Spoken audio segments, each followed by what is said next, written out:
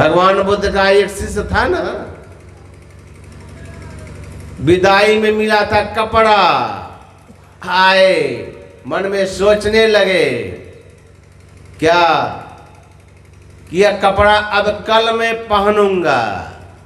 अब कपड़ा विदाई में मिला था, जमा करके रखा था, तो मन में हुआ कि किसको पहनूंगा, लेकिन संजोग की बात शरीर छूट गया, वह कपड़ा पड़ा रह गया। तो क्या वह वासना लगी रही कपड़े में, तो चीलर बन के उसी कपड़े में पड़ा हुआ था।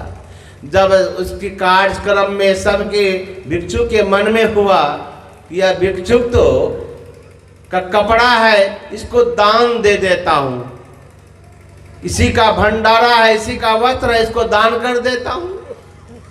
तो जैसे कपड़ा लेने गए, भगवान बुद्ध ने मना कर दिया, ठहरो ठहरो, भिक्षु का जो वस्त्र है उसको अभी दान मत करो, अभी छोड़ दो उसको।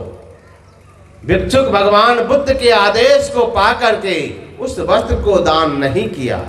कुछ दिन के बाद तब कहा, देखो जी वह भिक्षु का जो वस्त्र है उसको दान कर दो। कहा, प्रभु उस दिन तो आपने मना कर दिया था, फिर आज दान करने क्यों कह रहे हैं? कहा, ये देखना चाहते हो, लाओ उस वस्त्र को उठा करके। वस्त्र को लाया तो कहा, इसको खोलो, तो देखा बीच में एक चीलर मरा हुआ था। कहा, देखो यह जो भिक्षुक शरीर छोड़ा था, इनकी वासना उसी कपड़े में लगी हुई थी, तो यह मर करके उसी में चीलर बन के पड़ा हुआ था।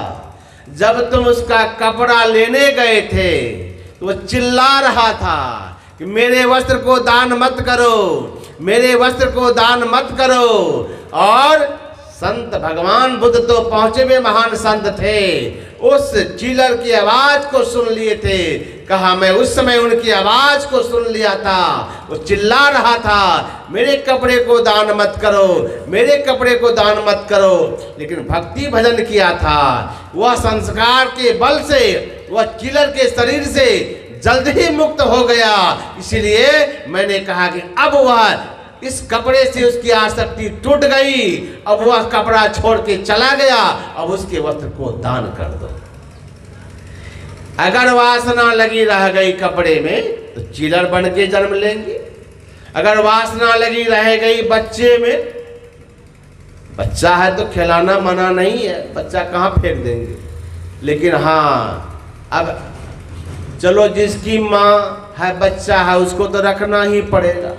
लेकिन हमारे यहाँ सत्संग में देखा करता हूँ, हमारे दादा दादी लोग खास करके सत्संग में आएंगे, अकेले नहीं पोता पोती को लेके आएंगे। क्या सुनेंगे सत्संग? वो लाए गोद में बिठा दिए, सत्संग प्रवचन हो रहा है, और दादा दादी को वही पोता पोती का मुंह चुमने में समय बीत जाता।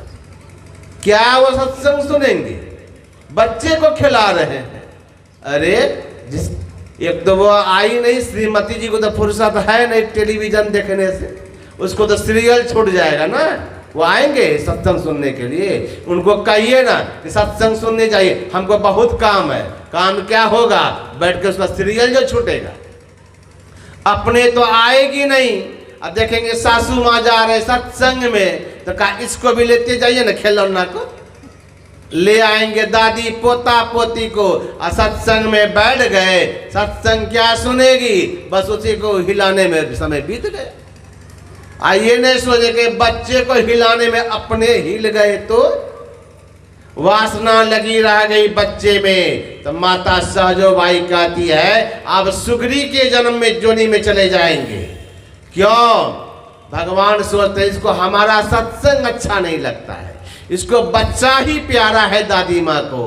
तो जाओ, तुमको हम इतना बच्चा दे देंगे ना, तो बच्चे खिलाते रहना। जाओ सूरी की जोनी में, 21 बार में सूरी 16 बच्चा देती है, खिलाते रहिए को। वासना जैसी रहेगी उसी तरह शरीर को प्राप्त करेंगे।